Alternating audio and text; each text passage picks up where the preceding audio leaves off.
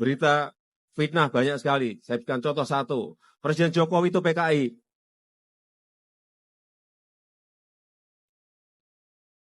Banyak berita seperti itu di media sosial, di desa-desa, di kampung-kampung. Banyak sekali berita seperti itu. Saya sudah 4 tahun diam di fitnah-fitnah seperti itu. Sabar, ya Allah, sabar, sabar, sabar.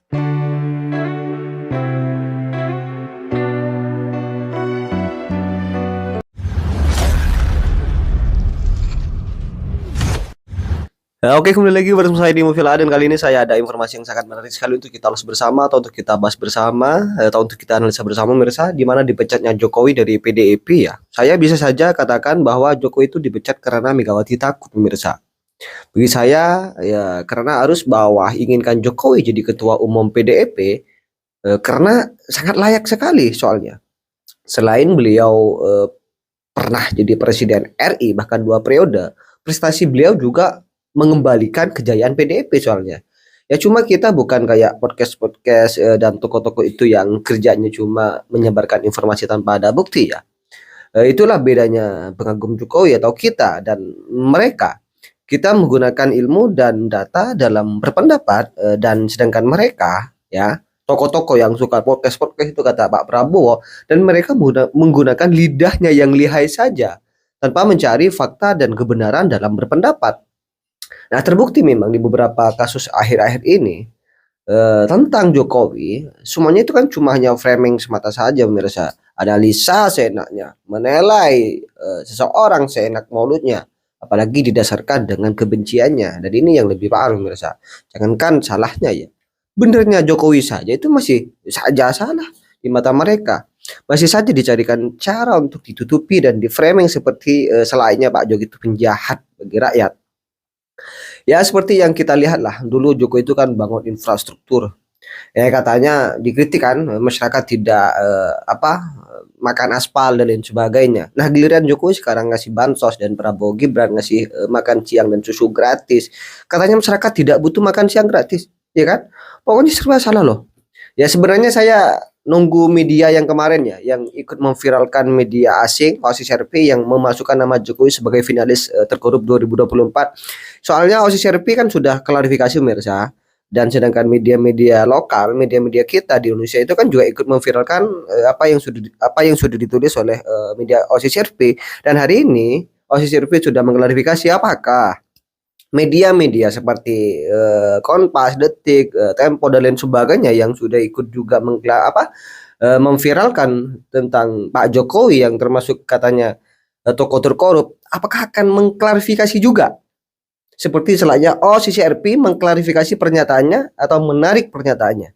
Kita tunggu, mirsa. Klarifikasi OCCRP soal Jokowi adalah suara BSH, Barisan Sakit Hati. Nah ini kan berarti memang kan tadi kita bicarakan bahwa daftar finalis itu kan muncul dari suara-suara yang memang diundang oleh CCRP ya, readers, jurnalis siapa polling lah gitu ya.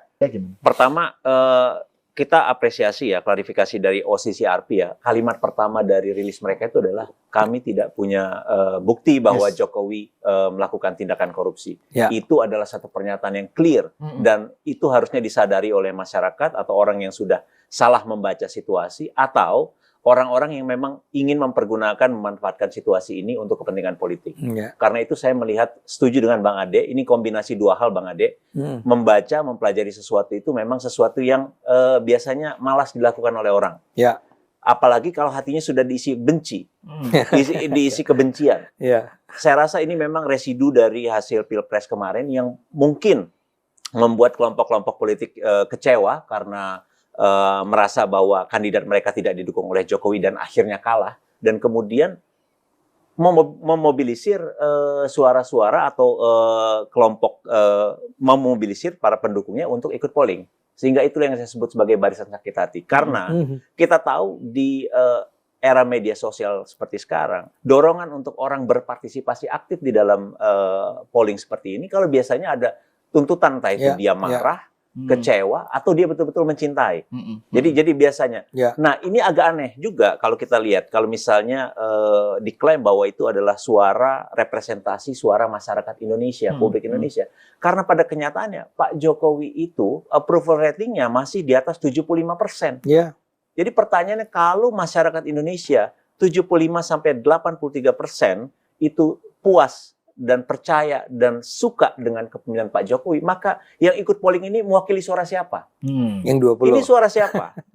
Suara 16% atau suara siapa? Itu patut kita pertanyakan.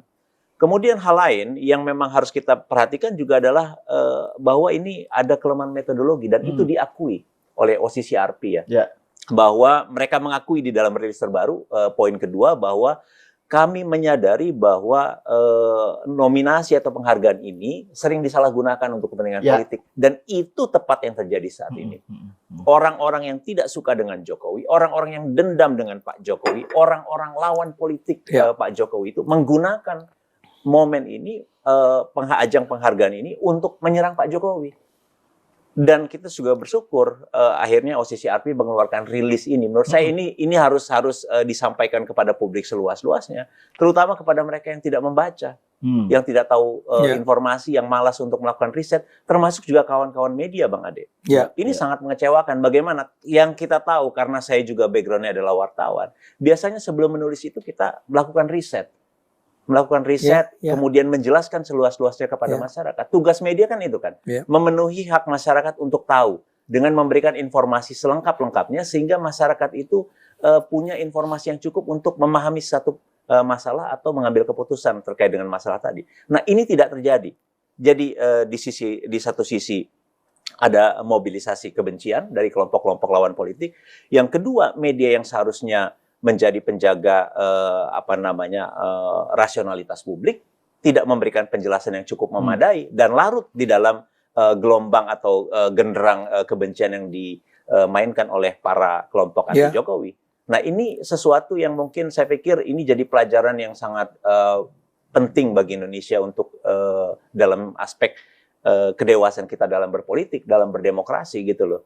Jadi hal yang juga menurut saya juga harus kita cermati, kalau misalnya ini memang dilakukan oleh kelompok lawan politik yang mungkin kecewa dengan hasil Pilpres kemarin, mungkin juga ini kita patut bertanya, kelompok-kelompok yang selama ini membranding diri, mengaku dirinya sebagai nasionalis, tapi memanfaatkan peristiwa internasional seperti ini untuk mempermalukan Indonesia. Ini juga jadi catatan penting juga. Kalau misalnya ini memang betul terjadi gitu ya, ini sangat mengecewakan. Jadi karena bagaimana mungkin Indonesia dipermalukan dengan cara-cara murahan seperti ini? Menurut saya ini cara yang sangat murahan, kampanye murahan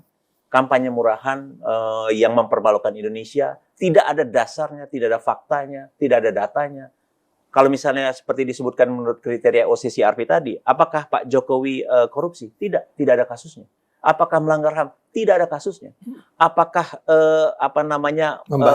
membahayakan? Tidak ada presidennya. Bahkan semua publik puas dengan Pak Jokowi, orang optimis dengan masa depan Indonesia di bawah kepemimpinan Pak Jokowi. Kalau dibilang pemilunya membuat pemilu tidak demokratis, tidak ada datanya.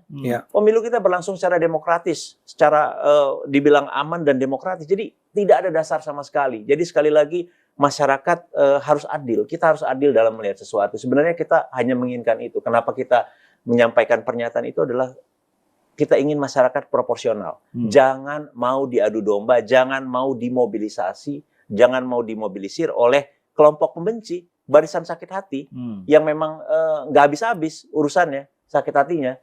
Nah, saya ingin komentar sedikit dan nanya sama Anda nih, atau minta komentar Anda nih ya. Jadi kan gini,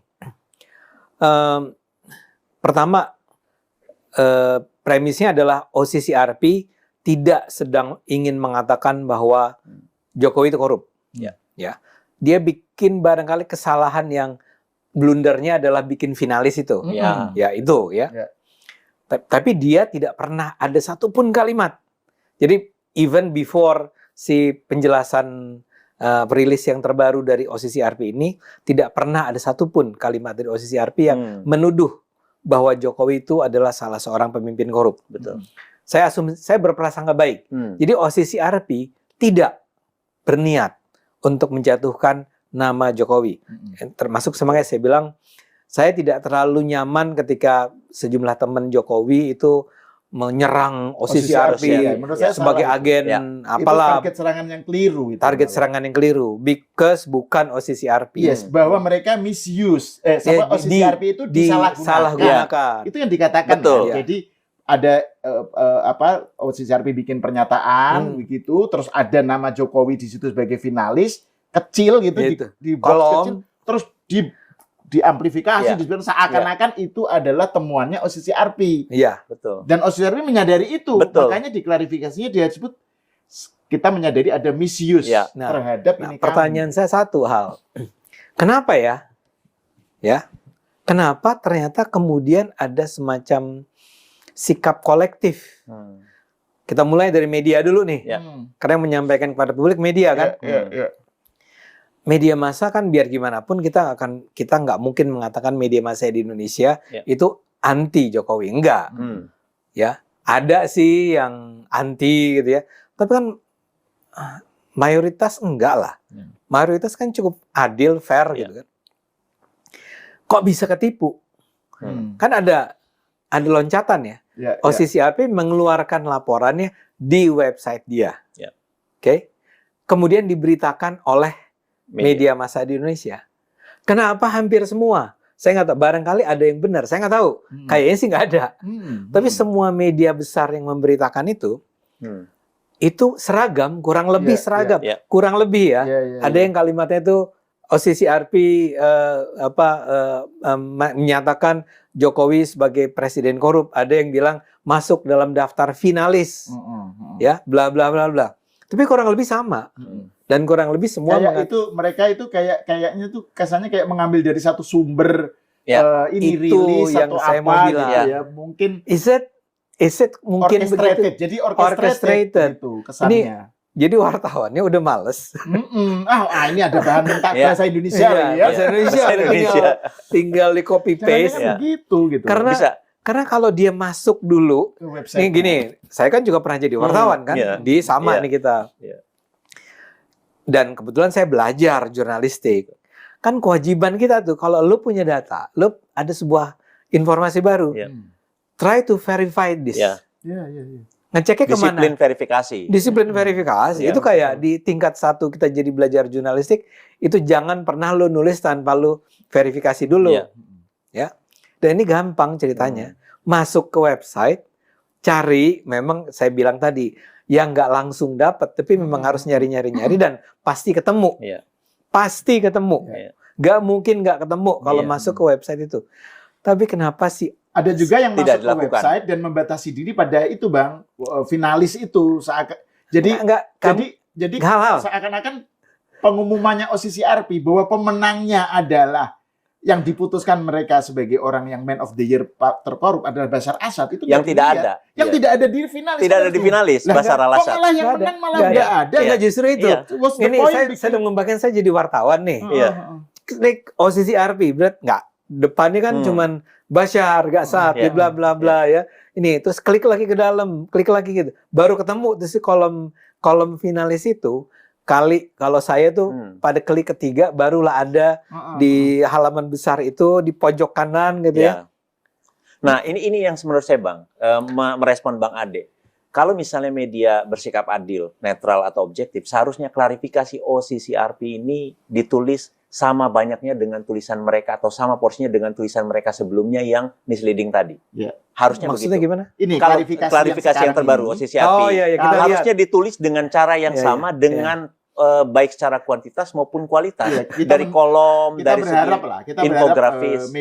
Media yang kemarin memberitakan itu juga memberitakan soal klarifikasi OSIS. Judulnya OSIS RP bantah atau ternyata kami salah. Sama porsinya itu. Medianya harus menyatakan bahwa mereka salah. Itu cara paling adil menurut saya. Kalau misalnya media massa memang fair.